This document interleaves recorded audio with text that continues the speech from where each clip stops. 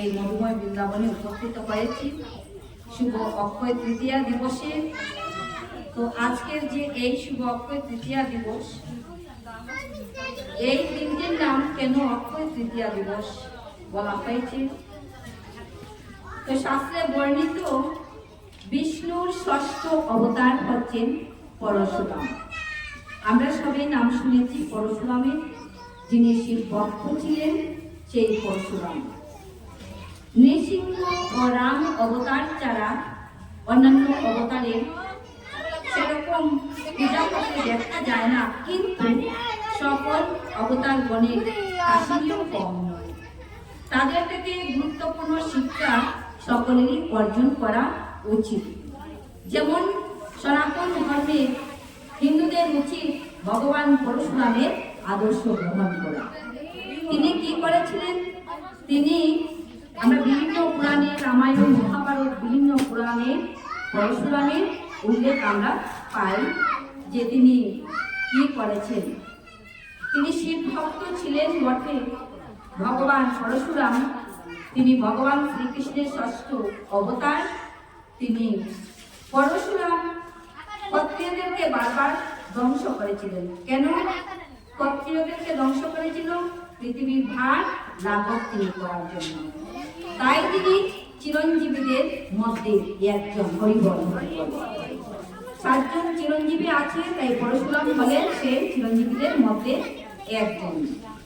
আজকের এই অক্ষয় তৃতীয়া তিথিতে পরশুরামের অবতীর্ণ হইয়া ছিলেন।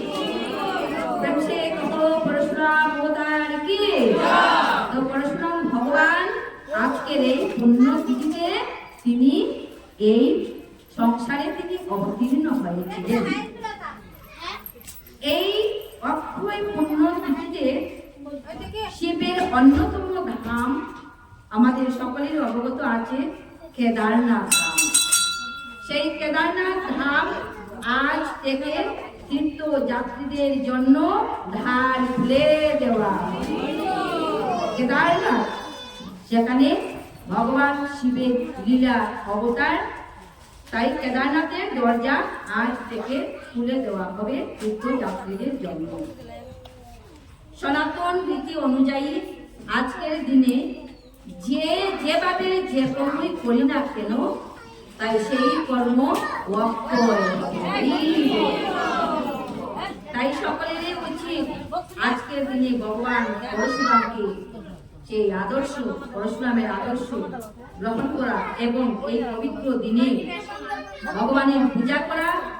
আর সম্ভবত শাস্ত্রে বর্ণিত এই অক্ষয় তৃতীয়া দিবসে ত্রেতা যুগ শুরু হয়েছিল।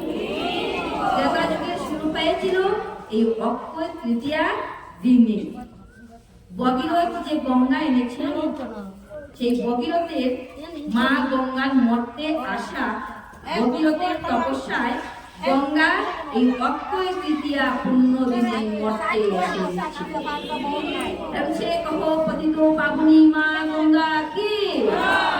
পতিত পাবনী মা গঙ্গা সকলকে উদ্ধার করার জন্য, তিনি সবাইকে পাপ থেকে উদ্ধার করার জন্য এই পুণ্য তিথিতে, এই পুণ্য লগ্নে অক্ষয় তৃতীয়াতে তিনি এইভাবে এই সংসারে এসেছিল। মহাভারতের লেখা এই তিথিতে শ্রী শ্রী গণেশ ঠাকুর মহাভারত লিখতে শুরু করেছিলেন। আজকের এই তিথিতে গণেশ এই মহাভারত লিখেছিলেন, কিন্তু বলেছিল কে? কৃষ্ণ দ্বৈপায়ন ব্যাসদেব। আর আজকের দিন থেকে পুরী ধামে যে জগন্নাথ প্রভু রয়েছেন, জগন্নাথের মন্দির রয়েছেন, জগন্নাথ বলদেব সুভদ্রা, আজকের এই দিন থেকে চন্দন যাত্রা হয়েছে। আজকের এই দিন থেকে পুরী ধামে যে রথযাত্রা তিথি উৎসব পালন করা হয়ে থাকে, সেই রথের সৃষ্টি অর্থাৎ রথ আজকে থেকে তৈরি করা আরম্ভ হবে। রাধে রাধে। তেমনি কহ জগন্নাথ ভগবান কি, বলদেব সুভদ্রা কি।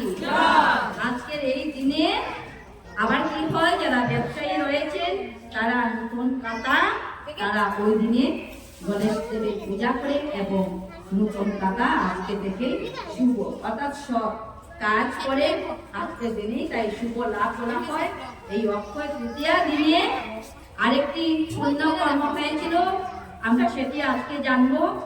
এই অক্ষয় তৃতীয়া দিনে আমরা সুদামা ভক্তের নাম সবাই অবগত আছি।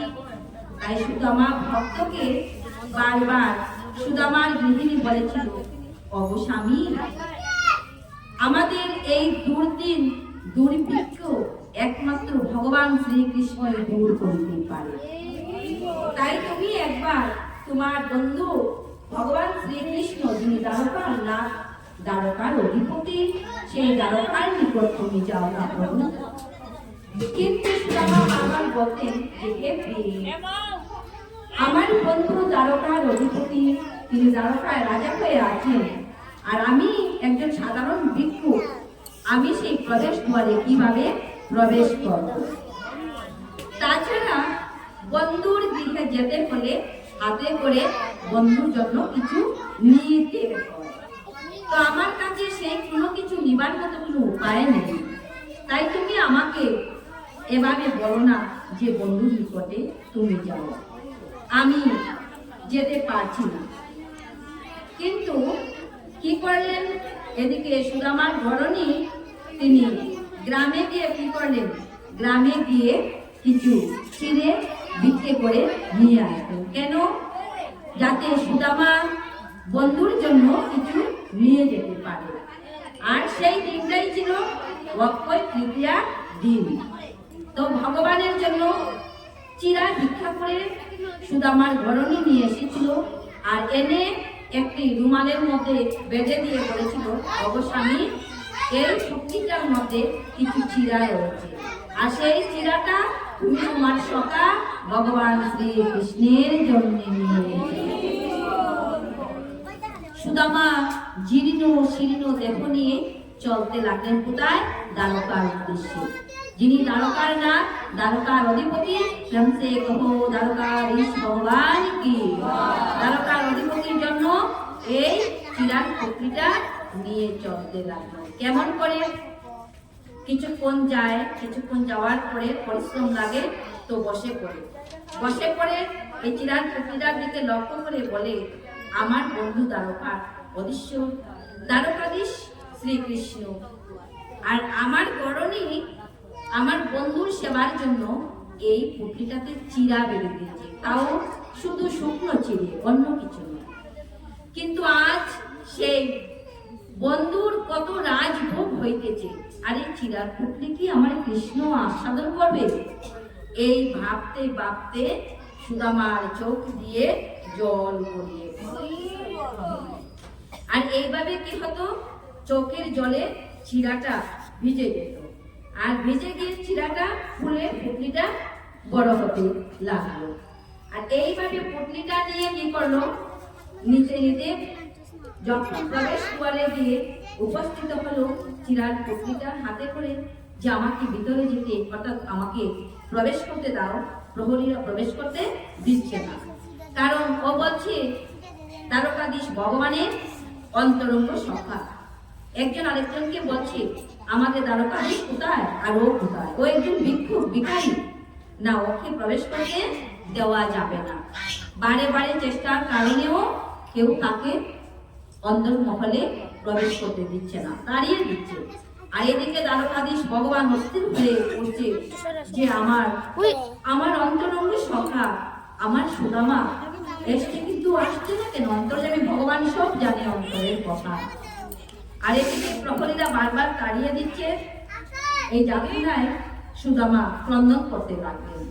তখন ভগবানের এই ক্রন্দন আর সহ্য হচ্ছিল না, যে আমার সখা আমাকে দেখার জন্য এত দূর বৃন্দাবন থেকে কোথায় এসেছে, তার চরণে হেঁটে হেঁটে। তাই ভগবান অস্থির হয়ে উঠলেন বন্ধুর সঙ্গে সাক্ষাৎ করার জন্য। তিনি অস্থির হয়ে ছুটে গিয়ে বন্ধুকে ধরে করতে লাগলেন। সবাই দেখে অবাক যে একজন ভিখারি আর আমাদের রাজা ঈশ্বর ওই আলিঙ্গন করতে বলছে, সখা ভালো আছিস তো? সবাই অবাক হয়ে তাকিয়ে দিলেন। বলছে সুদামা চল আমার রাজমহলে। এইভাবে রাজমহলে সুদামাকে নিয়ে আসলো। নিয়ে এসে সিংহাসনে বসিয়ে দিয়ে সোনার গটি দিয়ে সোনার পাত্রে জল নিয়ে সুদামার চরণ ভগবান শ্রীকৃষ্ণ নিজ হাতে ধৌত করতে লাগলেন। সঙ্গে ওনার যত রমণীগণ আছে সবাই এসে যোগদান করছে। আর সুদামা লজ্জায় এই যে চিরার পুটলিটা হাতে ছিল বগলের দিকে এদিকে আটকে, অর্থাৎ চুপচাপ এদিকে লুকিয়ে রাখলো যাতে কেউ না দেখতে পায়। তো যখন সিংহাসনে বসালো, কৃষ্ণ বলছে ওরে সখা, দীর্ঘদিন পর তোমার আমার দর্শন হয়েছে, বন্ধুর গৃহে আসলে আমার জন্য কিছু নিয়ে আসিস নি সখা? তখন সুদামা আরো চুপাচ্ছে, লুকাচ্ছে যাতে ওই শুকনো চিরার পুটলিটা কৃষ্ণ না দেখতে পায়। আর ওই দিকটাই ছিল সেই দিকটা যে দিকটাতে আজ সকল কৃষ্ণ প্রেম অনুরাগী ভক্তগণ ভগবানের পূজায় ব্যস্ত। এই শুভ অক্ষয় তৃতীয়া দিন তখন সুদামা ওই চিরার পুটলিটাকে লজ্জায় তিনি চুপিয়ে রাখলেন। আর কৃষ্ণ বলছে অন্তর্যামী ভগবান সবকিছু জানে যে সুদামা কি এনেছিস সখা, দে তো আমায় দে। কিন্তু কৃষ্ণ লুকিয়ে আরো তিনি লজ্জায় সেটাকে লুকিয়ে রাখলেন। তখনই কৃষ্ণ সজোরে তিনি টান মেরে নিয়ে বার করে নিয়ে আসলেন। বললেন সখা, তুই আমার জন্য কিছু এনেছিস অথচ আমাকে দিচ্ছিস না। তখন চিরার পুটলিটা খুললো, বলছে ওরে বন্ধুর জন্য অত ভালোবাসা, আমি শুকনো চিরা খেতে পারবো না বলে আমার জন্য চিরাটা তুই ভিজিয়ে নিয়েছিস।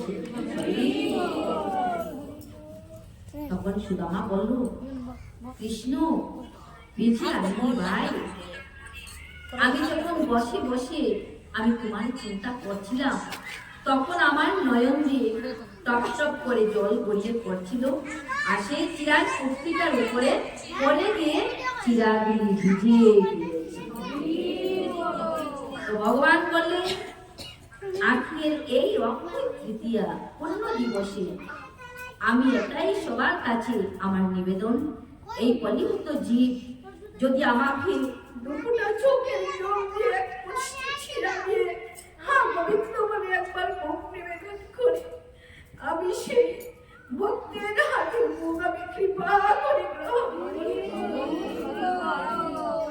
সুদামা বলছে ওরে কৃষ্ণ, আমি তোমার জন্য কিছু আনতে পারিনি ভাই, আমার গরমে দাঁড়ে দাঁড়ে ভিক্ষা করে এই চিরাটি তোমার জন্য দিয়েছি, তাই আমার নয়ন থেকে চিরাগুলি ভিজে গেছি। সখা, আমি চিরাগুলি ভিজিয়ে আনি। ওরে সুদামা, আমি তো এটাই চাই, আমি অন্য কিছু চাই না। আমাকে যদি কোনো ভক্ত ভালোবাসা নিয়ে পত্রম পুষ্পম ফলম তুম যৌমে ভক্তা প্রচিচ্যতি তদহং ভক্ত পরিতমস্তামি প্রজাগাত্মনঃ, যে ভক্ত আমাকে ভালোবাসা দিয়ে শুধুমাত্র ফল ফুল দিয়ে গোবিন্দ বলে একবার রাখে, আমি সেই ভক্তের মৃত্যু বস্তুই গ্রহণ করিয়া থাকি। তাই এই কলিযুক্ত জীবের জন্য ভগবান এটি উপহার দিয়েছে যে আর কিছু থাকুক বা না থাকুক, দুটা চোখের জল দিয়ে যদি একবার গোবিন্দ বলিয়া রাখি, ভগবান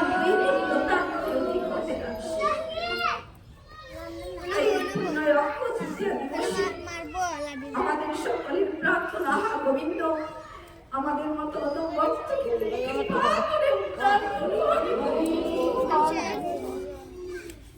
আমাদের নাচি ভক্তি কৃপা করে আমাদের অন্তিম সময়ে এই হাতটি ধরে পার করে আজকের এই পূর্ণ দিবসে